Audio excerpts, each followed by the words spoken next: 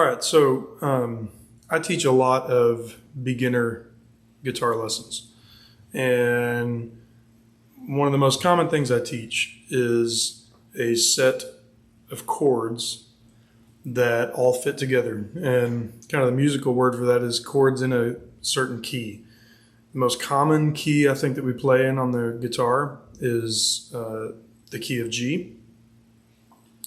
And so we're going to go through 6 of the basic chords that we play in the key of G, and then a couple of derivatives of those chords. There's actually 7 chords in the key of G. It goes G major, A minor, B minor, C major, D major, E minor, and then F sharp diminished would be the 7th chord. So G is 1, A minor is 2, B minor is 3, 4 is C, 5 is D, 6 is E minor, 7 F sharp diminished. We're not going to worry about the diminished chord right now because it's not very common unless you're playing just some more intricate music like jazz or old hymns or stuff like that. So we're going to go with the most basic forms of each chord first, and then I'm going to show you some of the different versions. So if you look at my left hand, G major, and again, I said this in another video, we're going to build the chords from the bass notes down. So we're going to start with my middle finger, 6th string, 3rd fret. My pointer is on the 5th string, 2nd fret. And then I'm going to skip the 4th, 3rd, and 2nd string, and I'm going to put my ring finger on the 1st string, 3rd fret. So these 2 fingers are on the 3rd fret. This one's on the 2nd fret on the 5th string. And if you look at my right hand on a G chord, you're going to strum all 6 strings. Okay? So next chord, the 2 chord, look back at my left hand. It's an A minor chord. So A minor uses the bottom 5 strings. I'm actually not going to play this top string. The 5th string is open. Then my middle finger is on the 4th string, 2nd fret. Ring finger is on the 3rd string, 2nd fret. And my pointer is on the 2nd string, 1st fret. And the 1st string is open. Okay? And right hand, I'm going to strum the bottom 5 strings for A minor. Now let me show you something on the left hand that happens a lot, okay? You'll hear something like this. And what that is, I'm on this 2nd string, 1st fret, but my 1st finger is laying over and touching that 1st string. And it's muting it.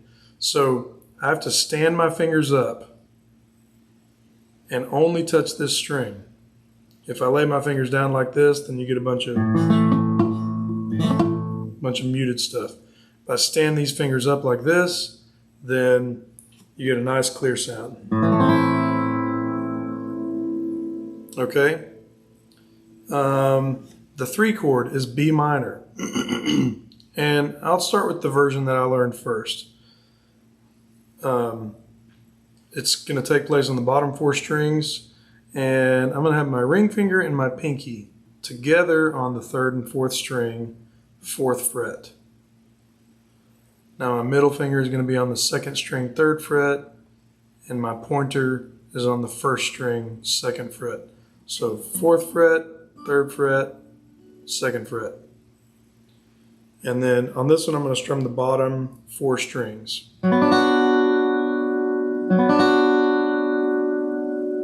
So one thing about this chord, when I strum the bottom 4 strings, this note is not a B. That's actually an F sharp.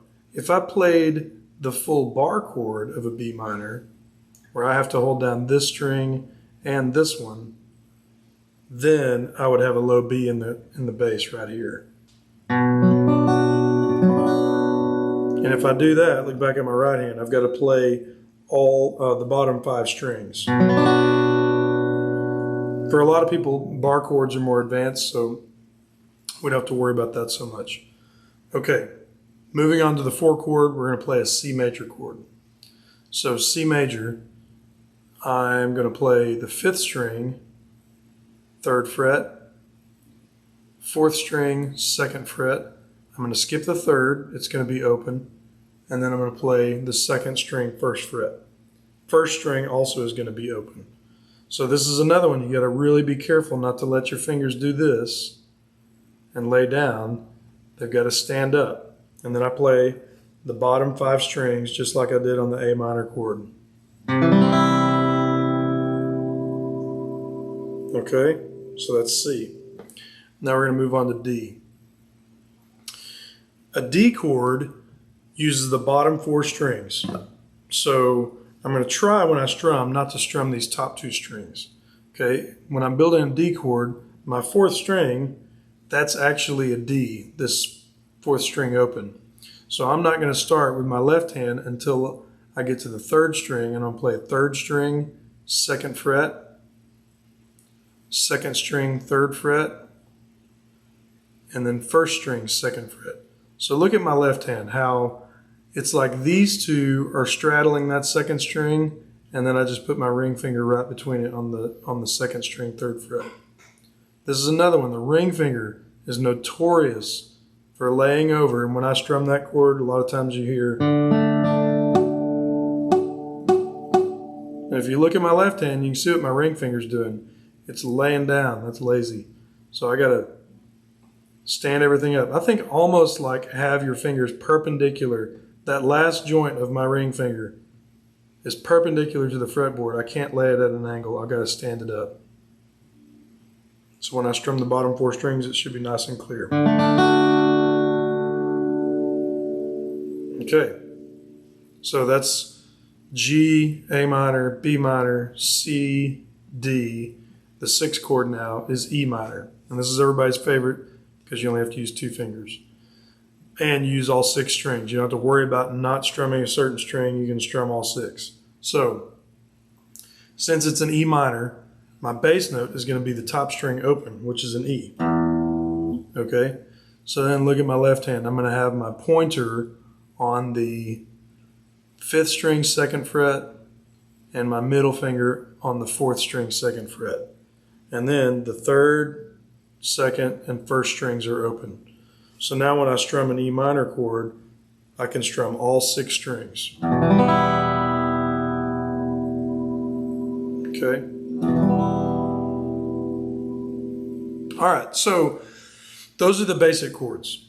Now, there's a couple of versions of these that are super commonly used, and a lot of people call them cheater chords. They're not necessarily cheating unless you use them to cheat, but they're not cheater chords. And I'm going to explain a little bit about the names and how sometimes you'll see a couple of different names for the same chord.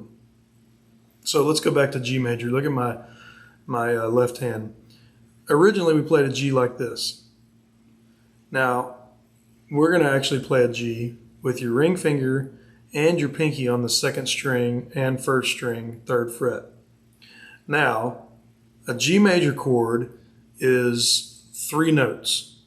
The notes G, B, and D. And so when I have a combination of G, B, and D, I've got G major. So when I play this chord, my notes starting from the 6th string down, it goes like this. G, B, D, G, B, G. When I add my ring finger and my pinky, I still have G, B, D. It's G, B, D, but then G, D, G. So the main thing to remember when spelling chords is if you've got a certain group of notes like G, B, and D, any combination of those notes makes a G major chord. Technically, these 3 strings right here, my 2nd string is a B, 3rd string is a G, 4th string is a D. So technically, those 3 notes together make a G major chord. It would just be really hard to strum those because you got open strings around it. So, okay, so we've got this version of G. Okay, now think about the C chord. Originally we did this, C right here, but we're going to try to play a version of a C that is similar to this G. Okay? So look at my left hand. I'm playing this G right here. All I'm going to do is I'm going to take these two fingers. I'm on the 6th and 5th string, and I'm going to move them down one string. So now I'm on the 5th and 4th string, 3rd fret, 2nd fret. Now I'm going to play the bottom 5 strings, same as I did with regular C. But you hear I have a different note right here, and I have another note here. This note's a G, that's in the actual chord. This note on the 2nd string is a D. So C is 1, that's the root of the chord. D is 2. So a lot of times you'll see C2. Another thing you'll see, and I'll explain this really fast, is C add 9. Okay, so 2 and add 9 are the same thing. Okay, look right here. If this is a C, 1, 2, that's my D. Okay, so I went up 2, 1, 2. This is also a C. 1, 2, 3, 4, 5, 6, 7, 8, 9. I land on the same note. So the 9 refers to anything greater. It's greater than an octave. A second is obviously less than an octave, but they both refer to the same note. It's a C with an added D. Okay? So now I can play G and C2. And those are really easy because I'm just moving 2 fingers back and forth. Okay, keeping these 2 fingers here. Now watch this, go back to G major right here. So I'm playing G. I'm going to play a version of an E minor. Remember, this was E minor. But what if I played E minor and I kept these 2 fingers here? Then between G and E minor, watch, all I have to do is pick up my middle finger, scooch this one back, put that one on the 4th string, 2nd fret. So I've still got an E minor right there, but I've got these additional notes. This note is a D, same one we added to the C2, remember that. So, and when an E minor chord is being played, if I add a D, I'm adding a 7th. So we call that an E minor 7.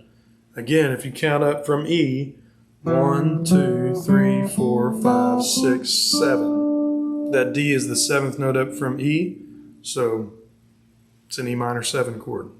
This G is already in the chord. It's being doubled on the 3rd string open. So you can double notes. It doesn't change the name of the chord. But as soon as you add a note, you got to say what it is. So I got G, C2, or C add 9, and E minor 7. And then you get a lot of chords that that sound really good together. You know.